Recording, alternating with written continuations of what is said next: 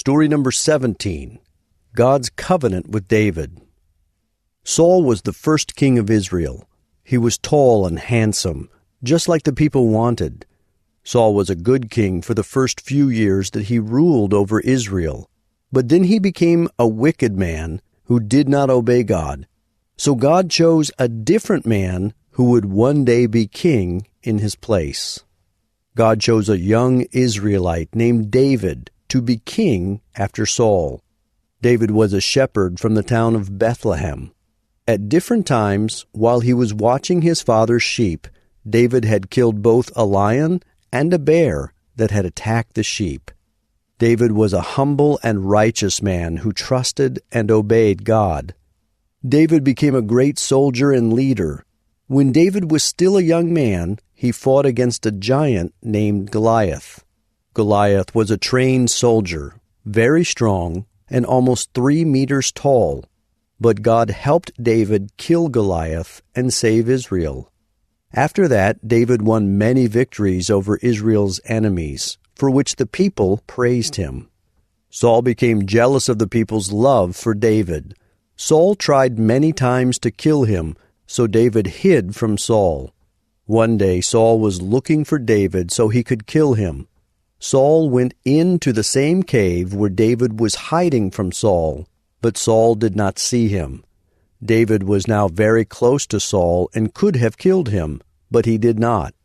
Instead, David cut off a piece of Saul's clothes to prove to Saul that he would not kill him in order to become king. Eventually, Saul died in battle, and David became king of Israel.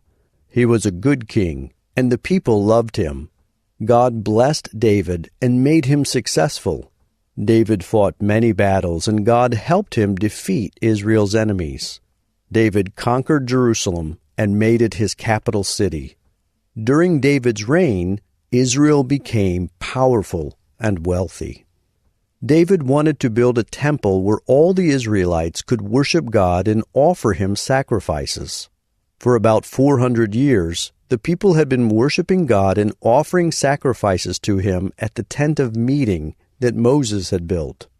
But God sent the prophet Nathan to David with this message: "Because you are a man of war, you will not build this temple for me.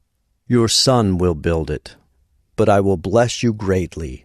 One of your descendants will rule as king over my people forever." The only descendant of David who could rule forever was the Messiah. The Messiah was God's chosen one, who would save the people of the world from their sin. When David heard these words, he immediately thanked and praised God because he had promised David this great honor and many blessings. David did not know when God would do these things, but as it happened, the Israelites would have to wait a long time before the Messiah came, almost 1,000 years. David ruled with justice and faithfulness for many years, and God blessed him. However, toward the end of his life, he sinned terribly against God.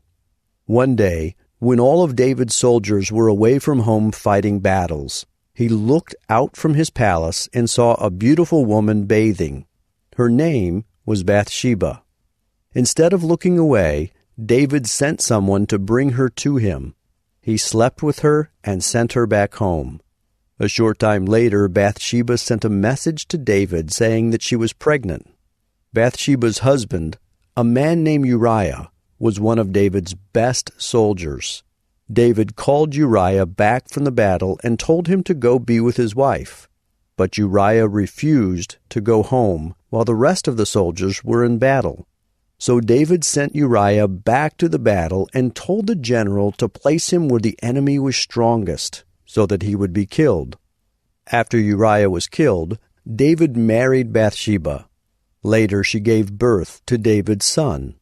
God was very angry about what David had done, so he sent the prophet Nathan to tell David how evil his sin was. David repented of his sin, and God forgave him. For the rest of his life, David followed and obeyed God, even in difficult times. But as punishment for David's sin, his baby boy died. There was also fighting in David's family for the rest of his life, and David's power was greatly weakened. Though David had been unfaithful to God, God was still faithful to his promises. Later, David and Bathsheba had another son, and they named him Solomon.